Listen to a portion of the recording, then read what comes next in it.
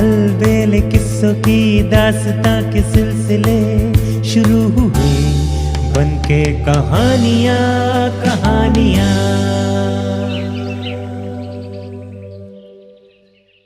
आइए सुनते हैं आज की कहानी बादलों के देश में। एक था घुमक्कड़ राम।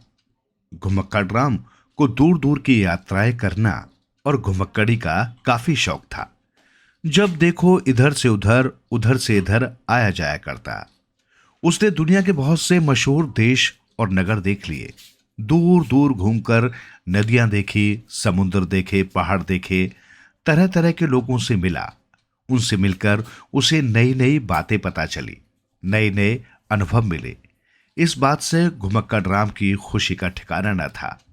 अक्सर लोग पूछते, यार घुमक्कड़ राम, तुम्हें इस तरह की यात्राओं से क्या मिलता है? घर में टिक कर क्यों नहीं बैठते?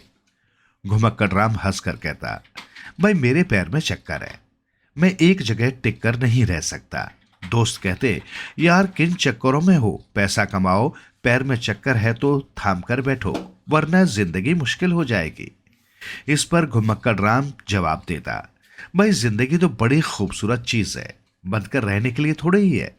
बंधा हुआ पानी सड़ जाता है। एक बार की बात है, बहुत समय तक घुमक्कड़ी के बाद घुमक्कड़ राम अपने शहर में वापस आया। कोई और काम धाम तो उसे आता नहीं था।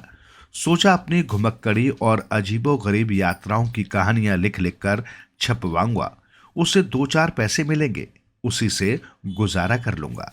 घुमक्कड़ राम जब यात्रा पर था तो डायरी साथ रखता था। किसी भी नए आदमी से मिलना होता या कोई नई बात पता चलती तो उसी में दर्ज कर लेता। उसकी वो डायरी बड़ी कीमती थी। उसमें एक से एक कमाल की चीजें दर्ज थी। उस डायरी को देख देख कर वो अपनी यात्राओं के मजेदार किस्से लिखने लगा।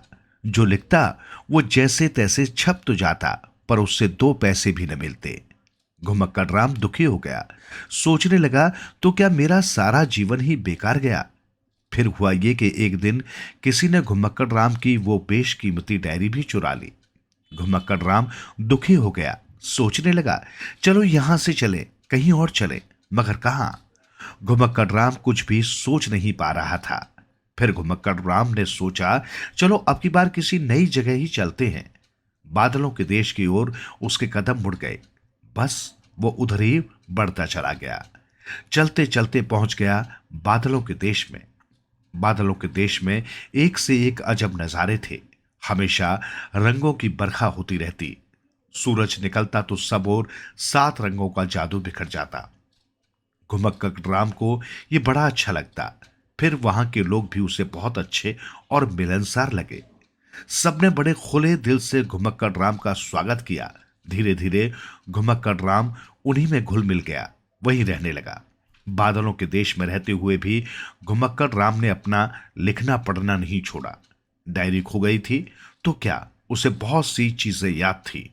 उसने अपनी रोमांचक यात्राओं के किस्से कहानियां लिखी तो बादलों के देश में हलचल मच गई। हर कोई उसे इज्जत से देखने लगा। सभी आदर से उसका नाम लेते थे। घुमक्कड़ राम को यह अच्छा लगता था। पर बादलों के देश में एक मुसीबत थी, छोटी नहीं, बड़ी भारी मुसीबत। वो ये कि बादलों के देश में जमीन तो थी नहीं।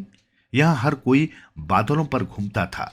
सभी के बादलों का रंग अलग, और जिस रंग के बादलों पर कोई घूमता उसी रंग का बादलों का मुकुट भी उसके सिर पर सज जाता। घुमक्कड़ राम को बड़ा अचरज हुआ। सोचने लगा, भला क्यों है ऐसा? सबके बादलों का रंग अलग अलग क्यों है? वो लोगों से पूछता तो लोग हंसकर रह जाते, फिर कहते, कुछ दिन में खुद ही समझ जाओगे। घुमक्कड़ राम जितना इस पहेली को खोलने की कोशिश करता उतना ही अधिक उलझता जाता। आखिर एक दिन उसे पता चला कि बादलों के अलग अलग रंग क्यों हैं। जिसके बादल का रंग सुनहरा होता है सब उसकी इज्जत करते हैं। जिसके बादलों का रंग घनघोर काला होता है लोग उससे दूर रहते। चांदिया बादल वालों से सब प्यार करते। भूरे सलेटी बादल वाले उतने अच्छे न समझे जाते। घुमक्कड़ राम ने जरा गौर से अपने बादल की ओर देखा तो वहां भूरे सलेटी रंग के बीच थोड़ा थोड़ा चांदिया उजाला फैलता नजर आया। उसने बादलपुर के अपने दोस्तों से इसका राज पूछा। तो एक दोस्त ने कहा, भाई माफ करना, हमारे यहां बादलों के रंग में सबके मन का रंग आ जाता है। जब तुम यहां आए तो ज्यादा अच्छे इंसान नहीं थे।